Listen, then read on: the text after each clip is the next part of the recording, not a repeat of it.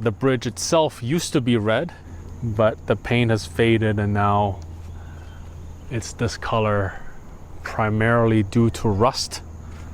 What we're trying to do is to make it all the way to Toronto in a week. And the reveal is incredible, you know, there's no warning. You just kind of ride and it opens up and you're like, wow. Maybe we'll just stay here, set up camp. I mean, we're just in the woods basically. Oh, okay, August 6, 11 a.m. at the bottom of Battery Park here at the entrance of the Empire State Trail. This is a video about 6 years in the making. I think in one of the earliest videos when I did the ride up to Bear Mountain, I talked about how they're building a road from the bottom of Manhattan all the way up to Canada, Toronto. And I said, one day I'm gonna do it. Today's that day. I think this is gonna be one of my most epic trips. I hope it comes through. The whole trip is about 650 to 700 miles, camping the whole way. And we're gonna go up Hudson Valley. And then once we get to Albany, we're going to veer west and take the Erie Canal all the way to Toronto. I'm trying to average about 70 to 80 miles a day. And so the whole trip will probably take a little over a week. Today is Wednesday. I'm aiming to get there by next Thursday. I'm excited, a little nervous as well. As usual, we are on our trusty Sherman L electric unicycle, which should theoretically give me about 100 miles of range. You know that thing that cyclists do when they bike across America? They'll like dip their tire in the Atlantic Ocean, make their journey, and then dip the tire in the Pacific, just to bookend their trip. I'll just touch the pole. Symbolic, there we go. Let's get started.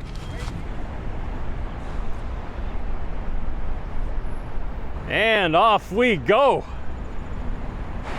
So of course, navigating all the way via the Empire State Trail, I am anticipating many scenic attractions along the way, and we will do our best to stop whenever we can. One of the attractions that we're going to pass first is the One World Trade Center. The 9/11 Memorial is right behind those trees. So this first stretch of the Empire State Trail used to be the Hudson River Greenway, and it basically hugs the entirety of the western Manhattan waterfront. Now, over the years, different amenity spaces have been added in order to benefit the residential and commercial buildings. Just as an example, this is Little Island by a art and architecture studio called Thomas Heatherwick Studio. They have a few other buildings and public pieces in the city.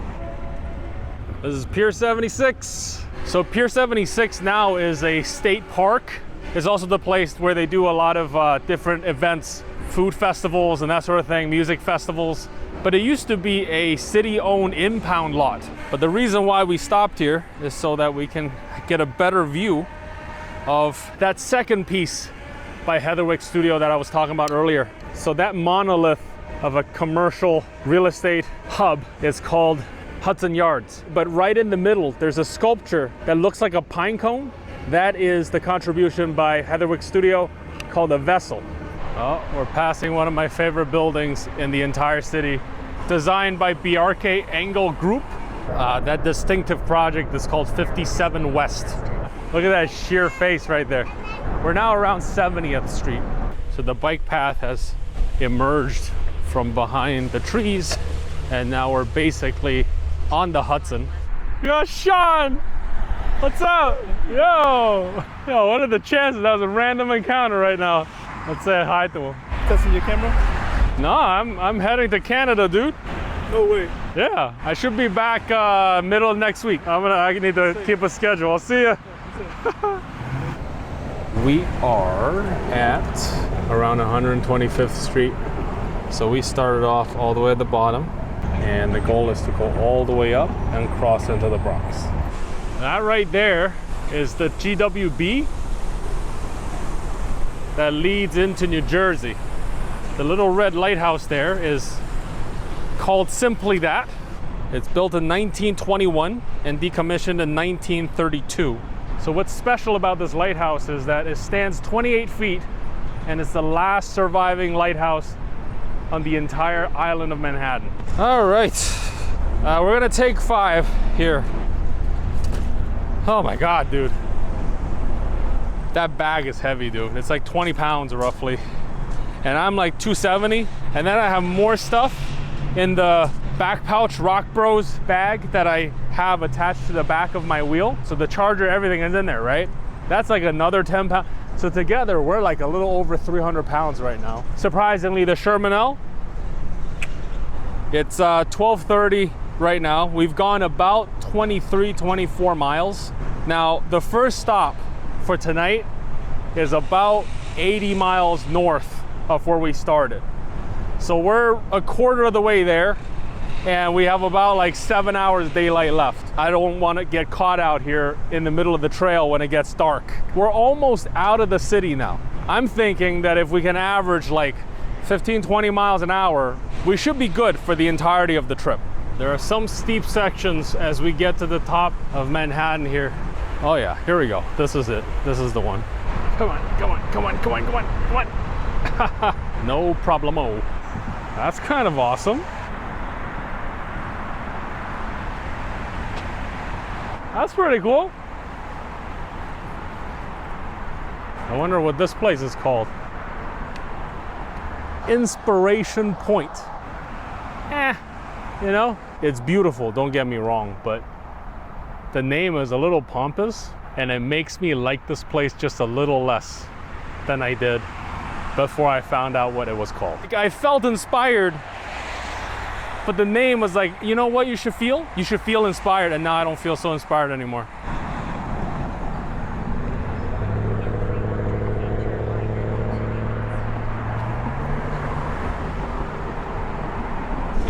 So this right here is the Broadway Bridge. It connects the tip top of Manhattan to the Bronx. This is a necessary step in order to get to the next leg of the Empire State Trail here.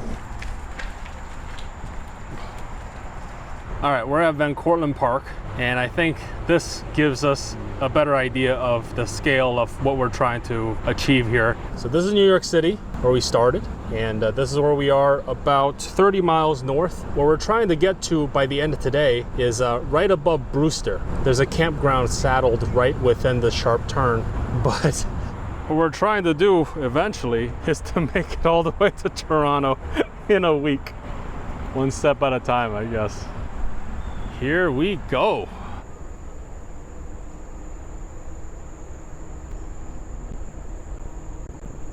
Passing Yonkers Gateway Motel. I've said that in every single one of my videos. That's because we pass through here all the time. Many of the upstate rides utilize the Empire State Trail. This is kind of a nice marker for Yonkers. Oh, that's really cool. People built little birdhouses. And that wasn't the first one. I saw one before, but I didn't get my camera out. Oh, this one's the best. Yo, it's got doors. It's got windows on the doors. It has a chimney. There's so many of them. Dude, that's crazy. This bird has a better house than me. 2-story birdhouse, dude. But this one has a porch. Ah, okay. Volunteer birdhouse project. Additions by county approval only. Normally, not interested in birdhouses, right? Like, but dude, the details, what in the world, dude? Tremendous effort dedicated to the creation of something that very few people will get to see. Like, that's how you know there's care in what these people are doing, right? It's not just like a beautifying effort. It's like, no, people actually want to turn this into something magical. Small moments. That's what makes the adventure interesting and worth having.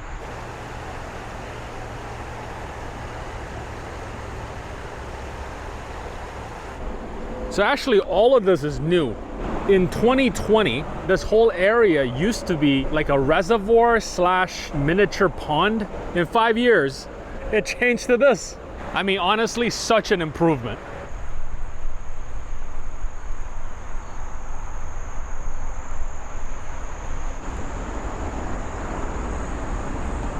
I really took my time before passing that cyclist safely. It took like a good 10 minutes before I found a comfortable opening. Courtesy is the name of the game. I think the goal is to not jeopardize other people's enjoyment. Some of the scenery is incredible.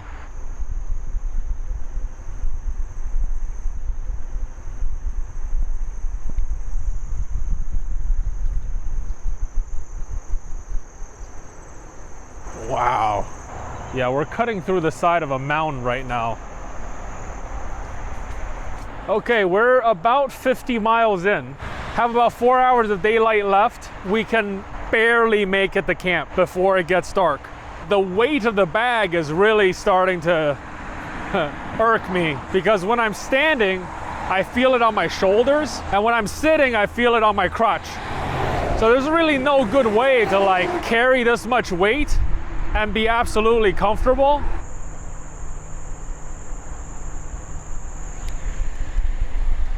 We have now deviated from South County Trailway and have entered the North County Trailway, and as usual, gonna keep plowing through.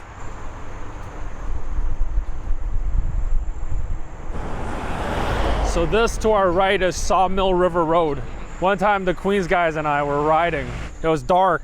It was like at night, 12 in the morning or something, and there are no lights, as you see, and we missed it. And if you missed this, you're on the main road. And well, man, we had to book it. Chewy and I were on there, and then the rest of the guys were like in the forest up the mountain. Sketchy. Sketchy as hell, dude.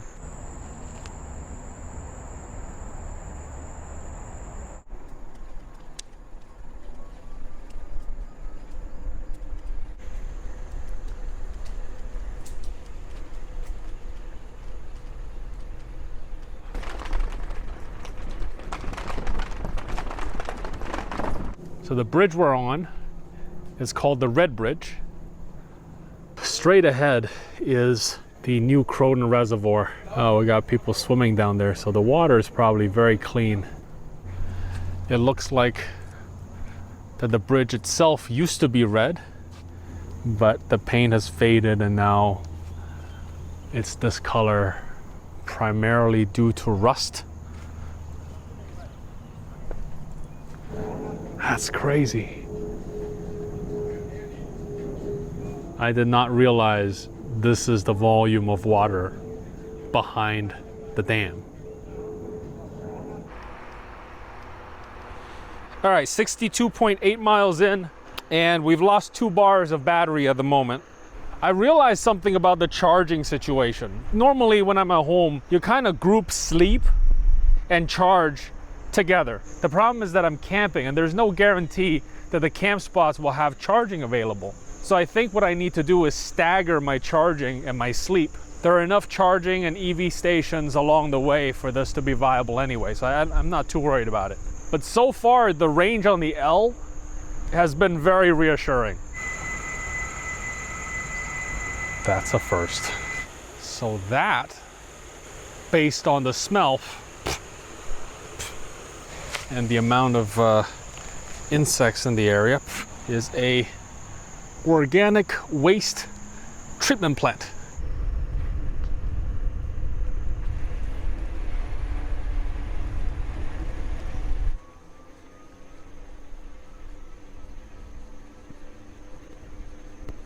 I love the elevation changes of this trail. So sometimes you're like on the side of a mountain, right, and you look up and you can see the slope towards the summit. But other times you're very high in elevation, crossing between 2 mountaintops. There'll be a bridge and you look down, it's like, you know, a 50-foot drop to a road, and the reveal is incredible. You know, there's no warning. You just kind of ride and it opens up and you're like, wow. Yeah, the further north we go, the more rustic and primitive and old the scenery seems. One of the things that I'm pleased about is just how many camping opportunities there are. You know, there are only certain campsites that officially allow people to stay overnight, but it's not as if there isn't space for stealth camping. You know what I mean? So if I get lost in here or I time my trip incorrectly, there are plenty of opportunities for me to just set up camp. It's official. We're on the Putnam Trailway. God damn. What in the world? I should not have stopped. Now I'm trapped behind them. All right, let's read this to create some distance between us and those cyclists. So it says, construction on the Putnam Division Railroad started in 1879 and it ceased passenger service in 1958. So the next section of this trail was built on top of this old railway. And we got some pictures here of the bridge that held the rail tracks, as well as pictures showing the send-off for draftees during World War II.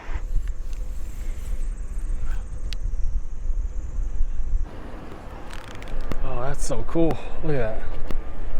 So I've had now 4 different groups of people greet me. You don't see people very often. I had a woman say, oh, that's really interesting. 10 minutes go by and there's an older lady and she said, hey. And I was like, hey. It's so strange because in the city, you don't look at people in the eyes. First of all, it's so many people. You know, it's gonna be nighttime by the time you get to 7-Eleven if you have to like look at everybody. But secondly, if you look at people in the eyes, for some reason in New York, people interpret that as like a challenge. Like people go, what you looking at? And it's like, you motherfucker, like you're looking at me. That's why I'm looking at you. It's okay to look at people. We're in public. It's like, what do you have to be embarrassed about? It's very strange. Like New York is such a weird, like I have a friend and he said, New York isn't a real place, man. That sums it up perfectly. But as you get out of Manhattan, we're like starting to step into the real world. You meet real people with real interactions instead of like the comic book interactions that you get in the city. That's just baffling, right? And so out here, people want to have their inquisitiveness and positivity reciprocated. So there's this very weird thing where like I gotta sort of relearn all of this and get used to this new status quo out here. And dude, this alternative is so much better. I mean, New Yorkers might not know this, but when people say hi to you and you say hi back, like it feels pretty good. You know what I mean? Like, I know it's a shocker. And when you don't do that, it's a missed opportunity. Do you know what I mean?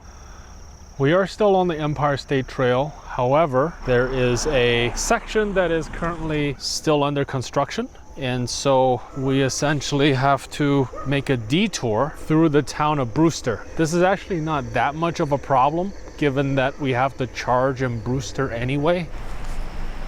Ah, I see it. Is this it?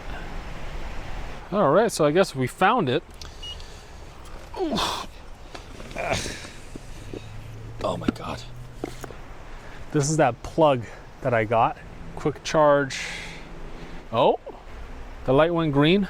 All I have to do is just unplug this thing. It says charging 0.000. Do the fast charging thing.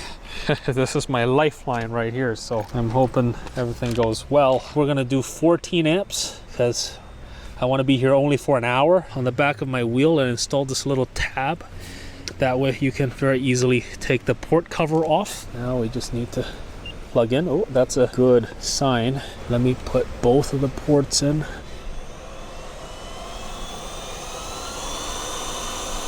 We did 80 miles. Realistically, we're probably at 55%. I got myself some food. Also have a burger and empanadas in there as well. Wheels charging. Now I'm gonna put basically all my accessories on charge as well. I will update you guys when everything is done. Okay, it is now 9:13. We have about 17 miles to go. Okay. The detour has taken us to this very extensive set of stairs. So, we're up. Wait a minute.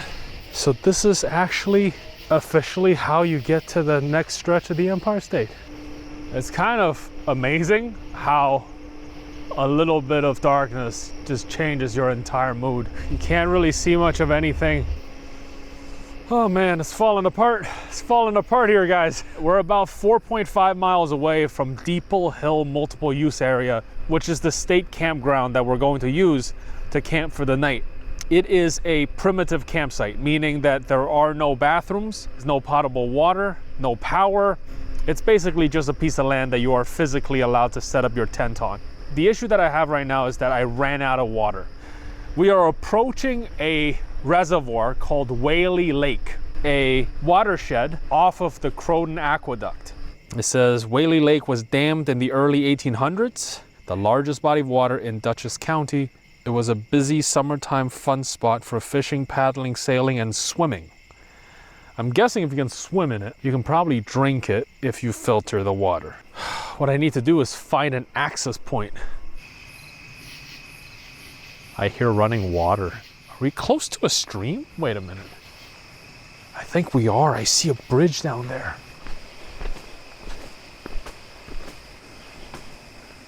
Okay. Oh, nice. It's running water. That is awesome.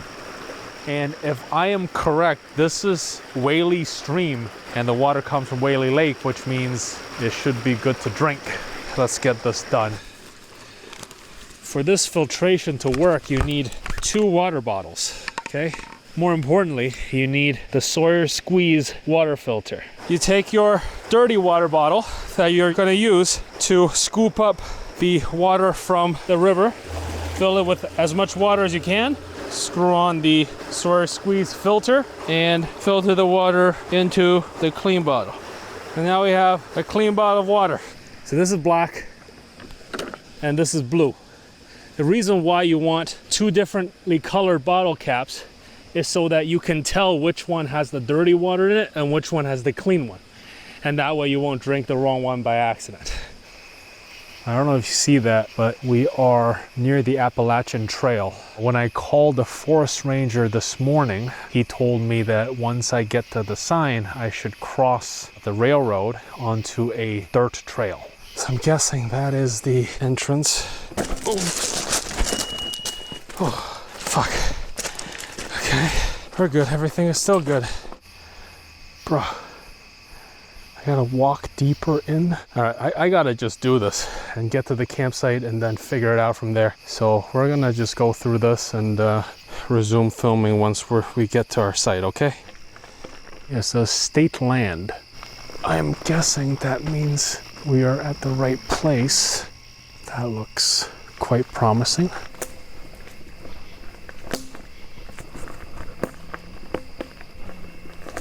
Ah, shit. Encountered a log. Maybe we'll just stay here. Set up camp. That doesn't look too bad. I mean, we're just in the woods, basically. Haha. Alright, now we have a bit of light here. I think a headlamp would be really useful right about now. Of course, didn't bring it. First things first, set up the tent. Maybe right here. Right here is pretty good. So clear the ground a little bit. I feel like this would be so much easier if it was daytime. We got the tarp set up.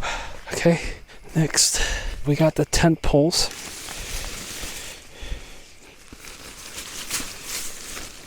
Okay, this is basically what we got. One of the cool things about this, really the reason why I got it, is because I can park my wheel in there. We have a porch. See? We can put our wheel in there.